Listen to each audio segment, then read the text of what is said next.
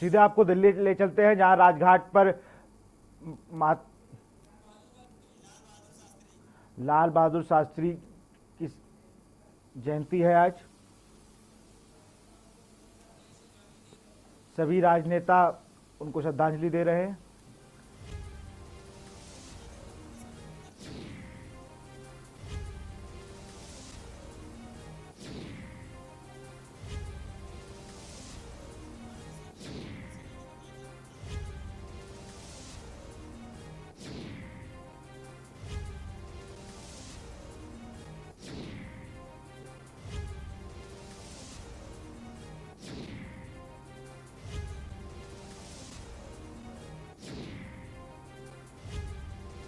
लाल बहादुर शास्त्री की जयंती है आज।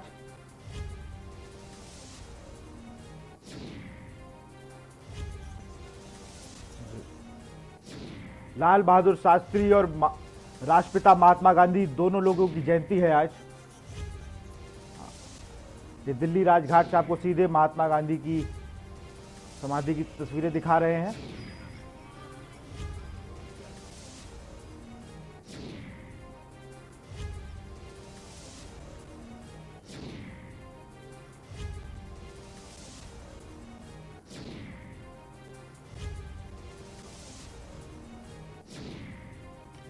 बता दें, आज राष्ट्रपिता महात्मा गांधी की 151वीं जयंती है।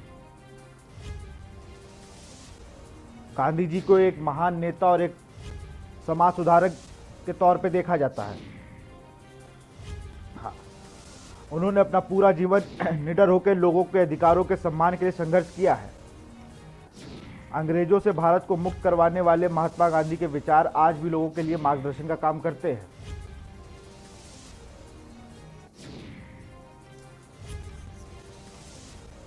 आपको राजघाट से सीधे तस्वीरें दिखा रहे हैं। एक तस्वीर में महात्मा गांधी की समाधि और दूसरी तरफ लाल बहादुर शास्त्री, पूर्व प्रधानमंत्री हमारे लाल बहादुर शास्त्री जी की भी आज जयंती है और राष्ट्रपिता महात्मा गांधी जी की भी आज जयंती है।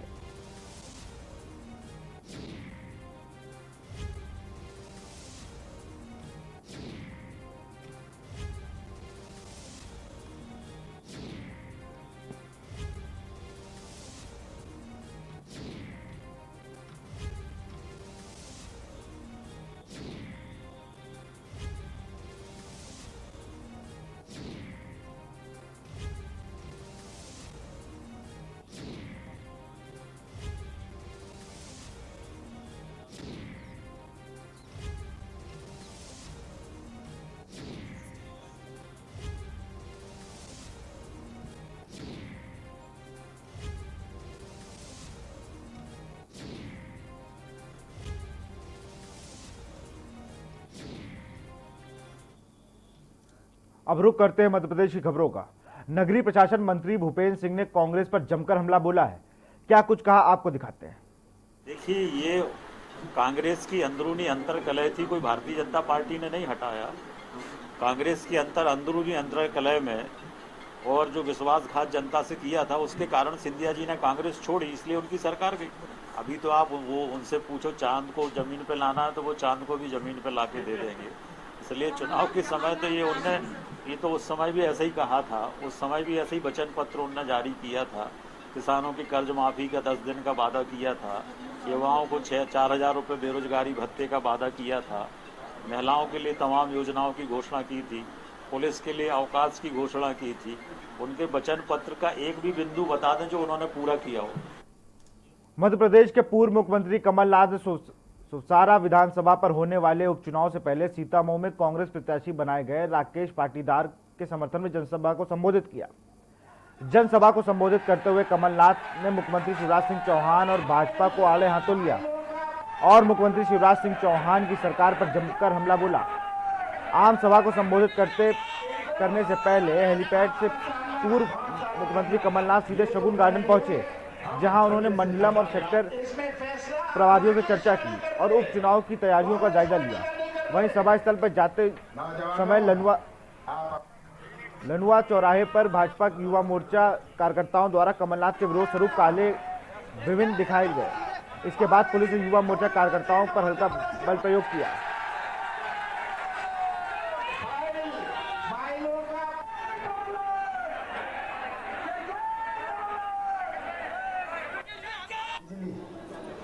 मैंने कहा 100 रुपए में सभी उन्हें किसानों को राहत दी।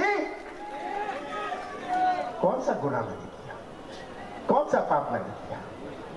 मैं तो ये पूछता हूं शिवराज सिंह जी से, ये आके कितना भी झूठ बोल ले, याद रखिएगा, पहचान लीजिएगा इनकी राजनीति। मोदी अब सीधे ले चलते हैं आपको राजघाट दिल्ली, जहां पे गांधी जी की जयंती स्थल समाधि पर प्रधानमंत्री नरेंद्र मोदी पहुंचे हैं। सीधी तस्वीरें आपको दिखा रहे हैं दिल्ली राजघाट से। आपको बता दें, राष्ट्रपिता महात्मा गांधी की 151वीं जयंती है आज।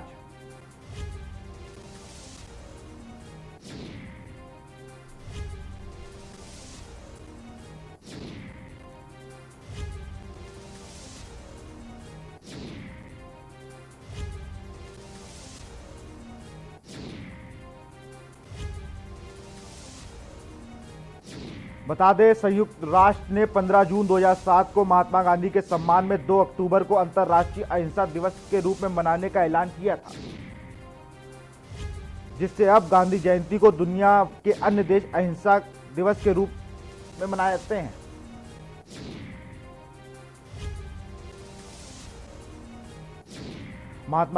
राष्ट्रपिता महात्मा गांधी ने अपने जीवन भर में सिर्फ अहिंसा की लड़ाई लड़ी। प्रधानमंत्री नमन कर रहे हैं राष्ट्रपिता महात्मा गांधी की समाधि पर। सीधी तस्वीरें आपको दिखा रहे हैं राजघाट से। राष्ट्रपिता महात्मा गांधी की जयंती आज, प्रधानमंत्री मोदी ने दी उन्हें श्रद्धांजलि।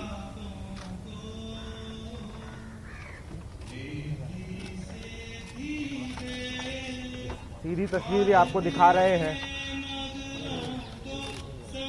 प्रधानमंत्री समेत कई बड़े नेता मौजूद हैं।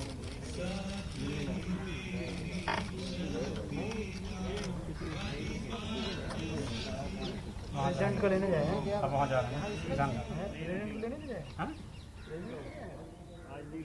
सीधी तस्वीरें आपको दिखा रहे हैं, पुष्प चढ़ाकर उन्होंने श्रद्धांजलि दी है।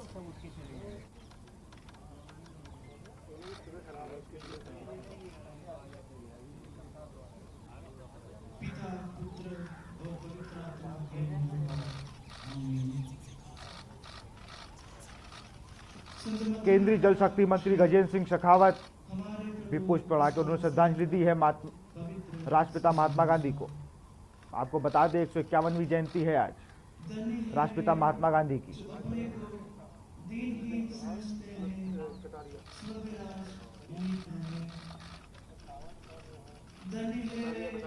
जो नम्र है उन्हें प्रतिज्ञा देश प्राप्त होगा।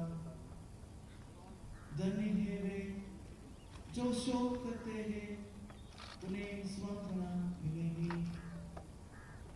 धन्य है वे जो धार्मिकता के भूखे और प्यासे हैं, वे तृप्त किए जाएंगे। आपको बता दें, महात्मा गांधी ने अपने जीवन भर न सिर्फ अहिंसा की लड़ाई लड़ी, बल्कि छुआछूत, जाति प्रथा व सामाजिक भेदभाव के खिलाफ भी संघर्ष करते रहे। दुनिया को उनके योगदान के लिए याद करते हुए सभी उनके बड़ी श्रद्धा भाव से याद करते हैं।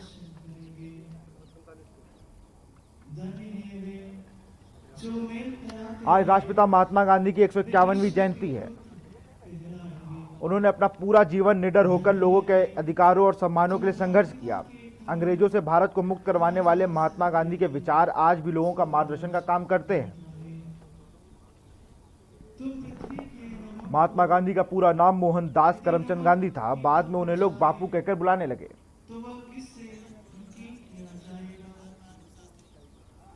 और आपको बता दें, आज पूर्व प्रधानमंत्री लाल बहादुर शास्त्री का भी जन्मदिन है।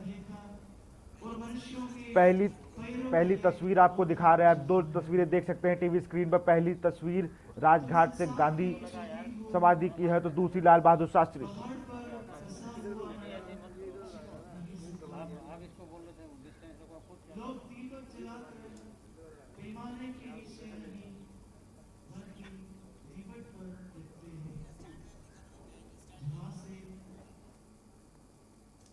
अब बढ़ते हैं खबरों की ओर। कटनी तहसील मुख्यालय बटवारा से 12 किलोमीटर दूर में बसे बांसुड़ी गांव में इन दिनों झोलाछाप डॉक्टरों की भरमार है, जहां बाकायदे निजी क्लिनिक केंद्र में खुलेआम मरीजों का उपचार किया जाता है।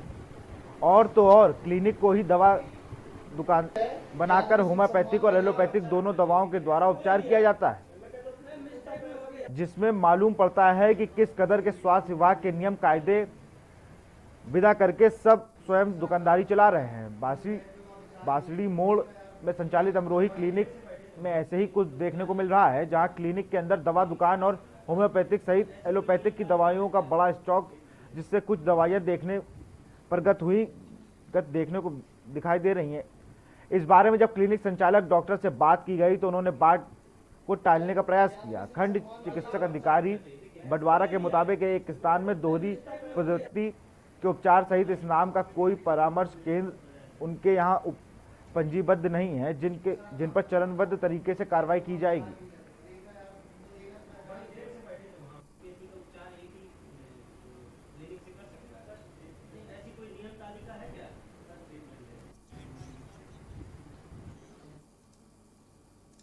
जिला युवा कांग्रेस के आह्वान पर जिला चिकित्सालय अस्पताल में व्याप्त अनियमितता और का प्रबंधन के विरोध में बीते दिनों सिविल सर्जन के लापरवाही के कारण हुई मौत को लेकर युवा कांग्रेस द्वारा एक दिवसीय धरना प्रदर्शन का आयोजन किया गया, जहां मांग की गई कि civil surgeon doctor D K Dwivedi तुरंत हटाया जाए और सिविल सर्जन डीके द्विवेदी के ऊपर गैर इरादतन हत्या का मुकदमा दर्ज कराया जाए। पिछले दिनों अस्पताल प्रशासन की लापरवाही और संवेदनहीनता के कारण यथा समय मरीज को उपचार न किए जाने के कारण हुई मौत के उत्तरदायी चिकित्सा विरुद्ध कार्रवाई की जाए। अस्पताल के भवन मरम्मत, पुताई, नवीनीकरण एवं अन्य सामग्री को खरीदने में किए गए भ्रष्टाचार में लंबित जांच भी पूरी की जाए। उत्तरदायी अधिकारियों के विरुद्ध कार्रवाई की जाए। कांग्रेसियों ने अल्टीमेटम दिया है, अगर 15 दिन के अंदर मांग पूरी नहीं होती है तो उग्र आंदोलन होगा। युवा कांग्रेस द्वारा राज्यपाल को संबोधित 11 सूत्री मांग पर जिला प्रशासन के उपस्थित प्रतिनिधि ने को सौंपा है। जो सोच है सिविल सर्जन की लापरवाही से अभी आपने देखा कोरोना पेशेंट निशांत श्रीवास्तव जी की जिस तरह से उनकी तड़प के मौत हो गई। वीडियो आप लोगों के माध्यम से ही वायरल हुआ। जिस वीडियो को हम सब ने देखा वो बिना दवाई के उनकी मृत्यु हो गई। जिस तरह जिला अस्पताल में एक कोरोना पेशेंट के लिए लाखों का, एक व्यक्ति के पीछे लाखों का खर्चे का वो बनाते हैं, उस कोरोना पेशेंट को ये 20 रुपए थाली का भी भोजन नहीं देते हैं। कि जितनी भी मौतें हुई हैं, इसके पहले एक प्रजापति की बेटी की मौत हुई, वो भगवती मानव कल्याण समिति के थे, उनने रक्तदान दिया था, उनके बेटी की रक्त के अभाव में मौत हो गई। इसके पूर्व मझौली के एक हमारे कांग्रेस पार्टी के ही थे, उनको सर्पदंश से मौत हो गई, इन्हें इलाज नहीं किया। उसके बाद अभी एक चिकित्सालय में ही एक गर्भवती तड़पती हुई मर गई, कुछ 3 दिन के पहले की बात है। कोरोना पेशेंट निशांत की मौत हो गई, इनके कारण मतलब ये मौतों का हिसाब दे दें। रतलाम जिले के नामवाली थाना क्षेत्र में 6 लोगों में सोयाबीन काटने की बात पर विवाद हो गया। कुछ ही देर में विवाद इतना बढ़ गया कि विवाद कर रहे आरोपी ने अपने साथियों के साथ मिलकर एक व्यक्ति के पैर पर कुल्हाड़ी से हमला कर दिया, जिसमें पुरुष गंभीर रूप से घायल हो गया। आपको बता दें कि नामली थाना क्षेत्र के पलसोड़ा करीब 8 बजे भरत लाल पिता मोहन लाल तेली का सोयाबीन काटने की बात को लेकर विवाद हो गया। कुछ ही देर में विवाद इतना बढ़ गया कि कैलाश ने भरत लाल के पैर पर घुटने के नीचे कुल्हाड़ी से जानलेवा हमला कर दिया। हमले में भरत लाल के पैर की हड्डी कट गई, जिससे उसका पैर पूरी तरह लटक गया। हमले के दौरान अन्य आरोपियों ने भरत लाल के हाथ पैर को पकड़ रखे थे, जिसकी वजह से भाग नहीं सका। हमला करने के बाद सभी आरोपी घटनास्थल से फरार हो गए। पुलिस ने मामले में एक आरोपी को गिरफ्तार कर लिया है, अन्य फरार आरोपियों की तलाश की जा रही है।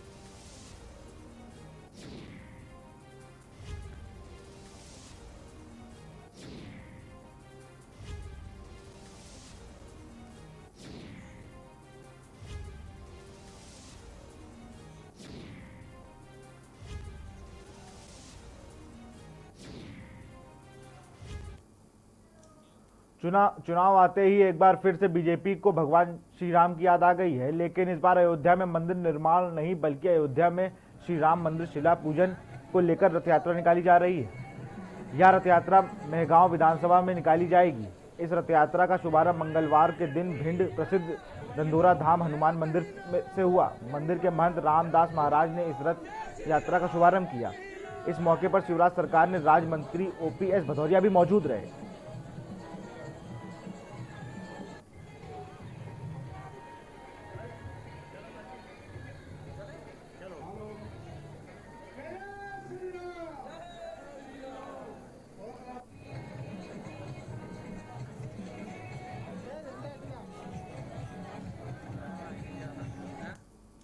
यहां रुकते हैं एक छोटे से ब्रेक के लिए, जल्द हाजिर होंगे।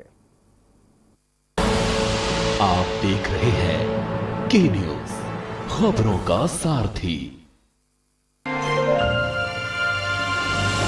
आत्मनिर्भर होते भारत के विकास की धुरी बन चुके हैं। उत्तर प्रदेश में अब देश का सबसे बड़ा फिल्म सिटी भी होगा। केंद्र सरकार की योजना को योगी जी की सरकार ने क्वालिटेटिव, गुणात्मक और संख्यात्मक दोनों ही तरीके से विस्तार दे। नोएडा में एक अत्याधुनिक फिल्म सिटी का ऐलान कर मुख्यमंत्री योगी आदित्यनाथ ने हिंदी फिल्म जगत के विकेंद्रीकरण का संकल्प ले लिया है। भारतीय सिनेमा को एक नया मंच मिलना चाहिए, इस समय की आवश्यकता है। Ease of doing business ranking में नंबर 12 से 2 पर जा चुके हैं। उत्तर प्रदेश में निवेशकों के लिए आज कई सुनहरे अवसर हैं।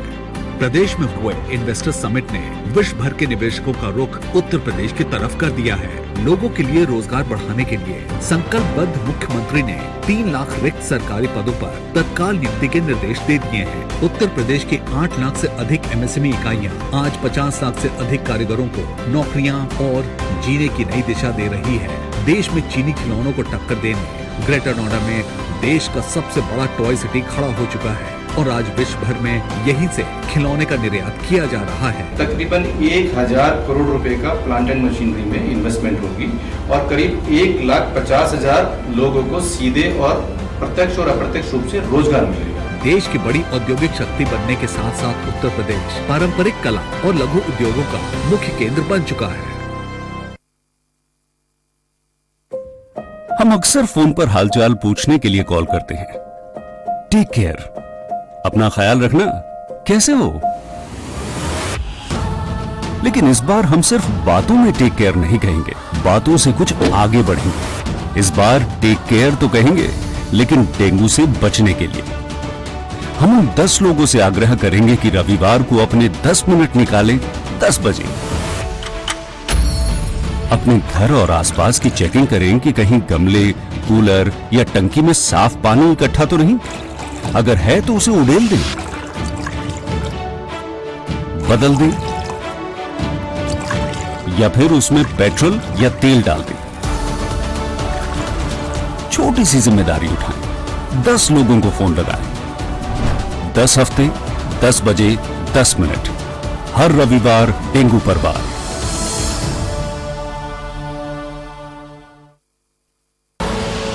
आप देख रहे हैं के न्यूज, खबरों का सार।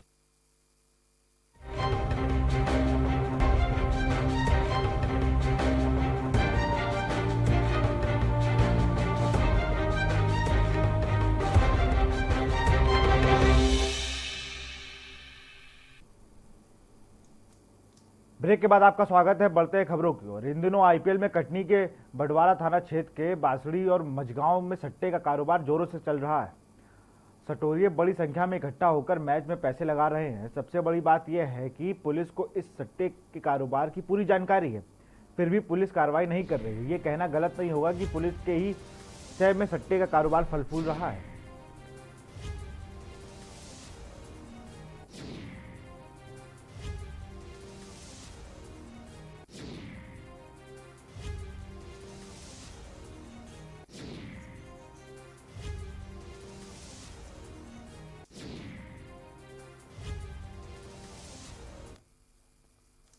विदिशा की लटेरी में मंडी कर्मचारी 25 सितंबर से शासकीय कर्मचारी घोषित करने की मांग को लेकर मंडी गेट पर हड़ताल पर बैठे हैं। ऐसे में किसानों को फसल बेचने में काफी परेशानियों का सामना करना पड़ रहा है। वहीं मंडी कर्मचारियों की मांग है कि हमें शासकीय कर्मचारी घोषित किया जाए। गौरतलब है कि इससे पहले भी मंडी कर्मचारी हड़ताल पर बैठे थे। मध्य प्रदेश शासन के आश्वासन के बाद यह हड़ताल 15 दिन के लिए स्थगित कर दी गई थी। वहीं एक बार फिर मंडी कर्मचारी अपनी मांगों को लेकर हड़ताल पर बैठे हैं।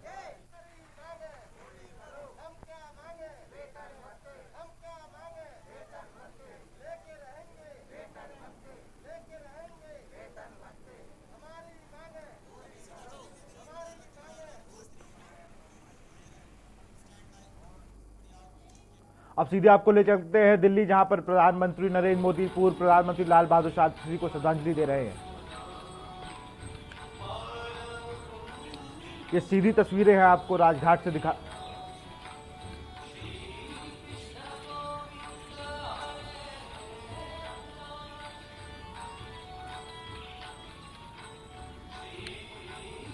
आपको बता दें, भारत के इतिहास में 2 अक्टूबर के दिन एक खास महत्व है, जहां स्वतंत्रता दिवस और गणतंत्र दिवस की तरह 2 अक्टूबर को भी राष्ट्रीय पर्व का दर्जा मिला हुआ है।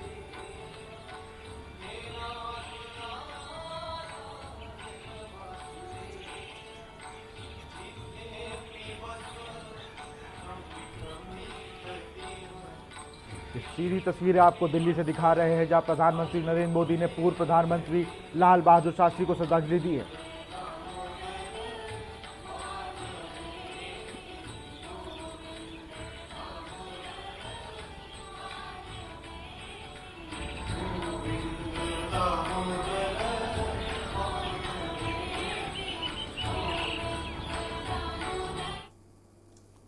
खबर सिलवानी से है। वन विभाग, राजस्व विभाग और पुलिस की संयुक्त कार्रवाई में 40,000 की अवैध सागौन की लकड़ी जब्त की गई। गुरुवार को 2 स्थानों पर छापेमार कार्रवाई की गई। टीम ने खान बरेली गांव में बबलू नामक ग्रामीण के यहां छापे मारकर कार्रवाई करते हुए अवैध रूप से संग्रहित की गई सागौन की लकड़ी को जब्त कर लिया। दूसरी कार्रवाई नगर के तलैया मोहल्ले साजिद खान के यहाँ की गई। आरोपी के खिलाफ वन अपराध की धाराओं में मुकदमा दर्ज कर दिया गया है और फरार आरोपियों की तलाश जारी है।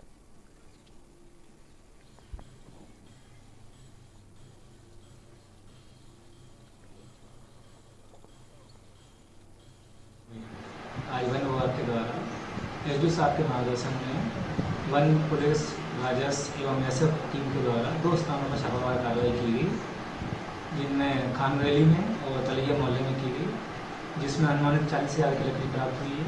आरोपी भी फरार है। वन अधिनियम की विभिन्न धाराओं में कार्रवाई जारी। अशोकनगर शहर वासियों में राष्ट्रीय भावना को बनाए रखने एवं देश प्रेम की जागृत करने के लिए अशोकनगर शहर के समाज सेवी संगठन पछाड़ क्लब ने 8 महीने पहले एक अनोखी पहल करते हुए सामूहिक राष्ट्रगीत एवं राष्ट्रगान का आयोजन किया था, जो हर माह की पहली तारीख पर सुबह 8 बजे किया जाता है, जिसमें हर वर्ग के लोग जुड़ते हैं। लॉकडाउन और तमाम मौसम की विपरीत परिस्थितियों के बाद भी यह क्लब के इस आयोजन को निरंतर करता आ रहा है। दरअसल अशोकनगर के रेलवे स्टेशन के सौंदर्यीकरण के दौरान यहां 100 फीट ऊंचा तिरंगा लगाया गया था। इस स्थान पर राष्ट्रीय महत्व के कार्य से जोड़ने के लिए पछाड़ क्लब ने यहां यह शुरुआत की है, जिसमें सैकड़ों लोग शामिल होते हैं। क्लब से जुड़े लोगों का कहना है कि राष्ट्रगीत और राष्ट्रगान लोगों के जीवन में औपचारिक बनकर रह गए हैं। इस आयोजन द्वारा राष्ट्रीय महत्व के विषयों को जन सामान्य जागरूकता के लिए निरंतर आगे बढ़ाया जा रहा है।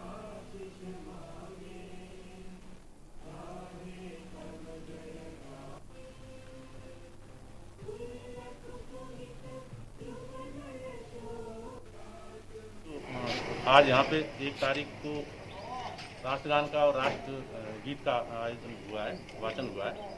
तो ये असल में पछाड़ क्लब है अशोकनगर में, एक हमारे युवा साथियों का ग्रुप है। तो जिस दिन ये यहाँ पे स्टेशन पे 100 फीट ऊंचा ये झंडा जिस दिन फहराया गया था, उसी दिन हमारे पछाड़ क्लब के साथियों ने सबने संकल्प लिया था कि हर माह की 1 तारीख को ठीक सुबह 8 बजे यहाँ पे राष्ट्रगीत और राष्ट्रगान का वाचन हम हर 1 तारीख को करें, और तब से लगातार ये क्रम हमारा जारी है। फिलहाल इस बुलेटिन में इतना ही। दीजिए मुझे इजाजत। तमाम खबरों के लिए देखते रहिए के न्यूज़ इंडिया।